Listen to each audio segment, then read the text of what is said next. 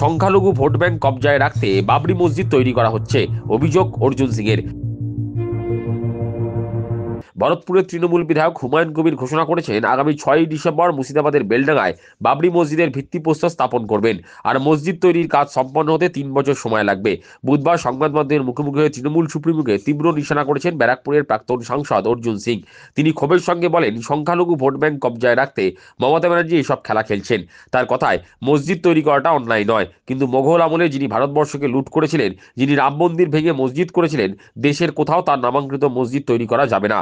পদ্ম শিবিরের লড়াকু নেতার দাবি, আসলে মমতা ব্যানার্জি ভোট ব্যাংকে রাজনীতি করছেন।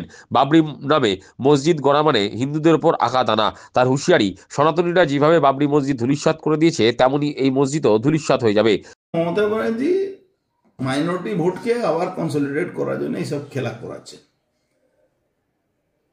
মসজিদ হওয়া অন্যায় নয়, যে কোনো ধার্মিক আমাদের দেশের নিয়ম আছে, আমাদের সংবিধানও বলে আপনি যে কোনো, কিন্তু সেই আবার ওই বাবর আক্রান্তা মুঘল যে ভারতবর্ষকে লুট করেছিল তার নাম দিয়ে আবার, যে প্রায় ভারতবর্ষ থেকে তার চিহ্ন নিশ্চিহ্ন হয়ে গেছে, যে রাম মন্দিরকে ভেঙে সে মসজিদ বানিয়েছিল, আবার তার নামে মসজিদ বানাচ্ছেন। এটা কোথাও না কোথাও ওই ধর্মীয় মেরুকরণ, ভোট রাজনীতি করার জন্য উনি এটা হুমায়ুন কবিরকে দিয়ে করাচ্ছে। তো যেরকম বাবরি ঢাঁচাকে ধ্বংস করা হয়েছিল, যদি এই ধরনের আমি ওয়েলকাম করছি, মসজিদ করলে কোনো অসুবিধা নেই, কারো অসুবিধা হবে না, আমারও কোনো অসুবিধা নেই। আমাদের সংবিধানে বলা আছে কোনো লোক কোনো মন্দির মসজিদ করতেই পারেন নিজের সম্পত্তিতে। কিন্তু বাবরি নাম দেওয়া মানে তার মানে হিন্দুকে আপনি আবার খোঁচা দিচ্ছেন, আবার আঘাত দিচ্ছেন। তো হিন্দু যখন জেগে যায় তখন কারো পরোয়া করে না। তার নমুনা ছিল বাবরির ঢাঁচা। আমি মসজিদ তাকে মানি না, বাবরির ঢাঁচা কিভাবে ধূলিসাৎ করে দিয়েছিল হিন্দুরা, এটাও ধূলিসাৎ হয়ে যাবে।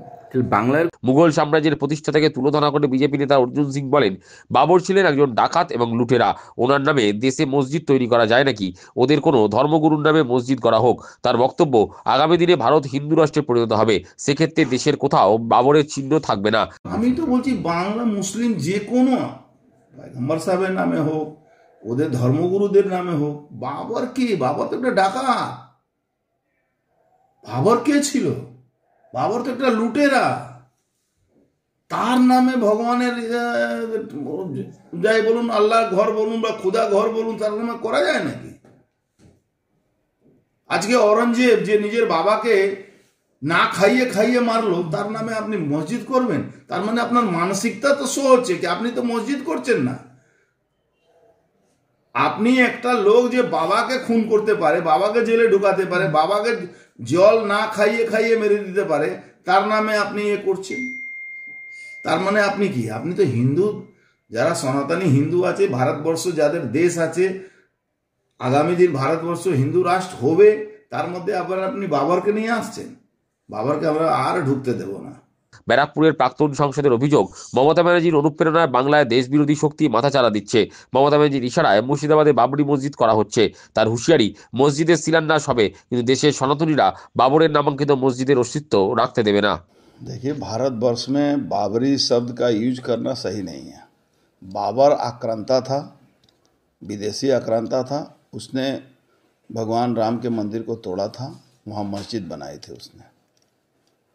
तो फिर से जो देश विरोधी ताकत है वो बंगाल में बहुत तेज़ी से पनप रहा है, ममता बनर्जी के अनुप्रेरणा से।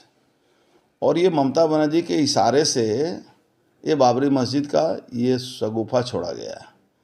लेकिन निश्चित रहिए, हो सकता है शिलान्यास होगा, लेकिन बाबरी मस्जिद भारत का हर हिंदू, चाहे वो बंगाल का हो या बंगाल के बाहर से हो, ये बाबरी मस्जिद हम लोग फिर से इस अस्तित्व को नहीं पनपने देंगे, इसको मिटा देंगे।